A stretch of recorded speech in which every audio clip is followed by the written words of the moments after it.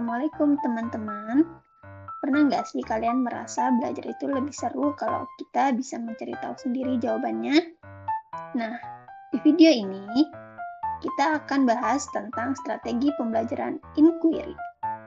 Ini adalah cara belajar yang bikin kita lebih aktif, kritis, dan kreatif. Yuk, simak sampai habis. Jadi, strategi pembelajaran inquiry itu intinya adalah belajar dengan cara mencari tahu sendiri.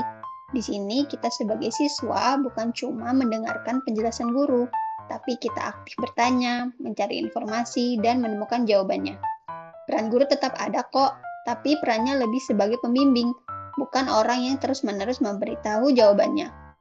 Model pembelajaran inquiry sangat cocok untuk digunakan dalam kurikulum Merdeka, karena siswa diberikan kebebasan untuk mengeksplorasi, menemukan, dan memperoleh pengetahuan dan keterampilan dari sumber belajar yang beragam dan bervariasi.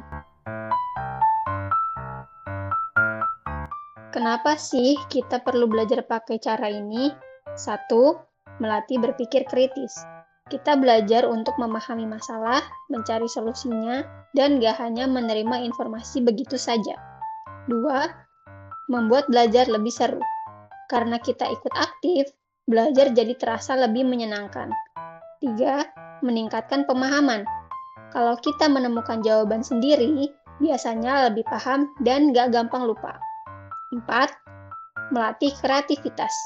Kita dilatih untuk berpikir di luar kotak saat mencari solusi. Penerapan pembelajaran inquiry dalam kurikulum Merdeka dapat dilakukan dengan beberapa langkah, antara lain 1. Mendorong siswa untuk mengajukan pertanyaan.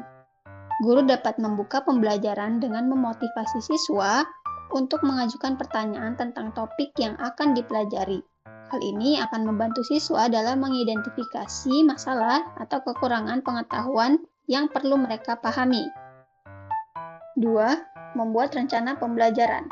Guru dapat membuat rencana pembelajaran yang mengarahkan siswa untuk mencari informasi dan melakukan eksperimen yang relevan dengan topik pembelajaran. Guru juga dapat memberikan saran tentang sumber informasi yang dapat digunakan oleh siswa. 3. Memberikan kesempatan untuk berkolaborasi dan membuat proyek. Siswa dapat bekerja dalam kelompok untuk mengeksplorasi topik yang akan dipelajari.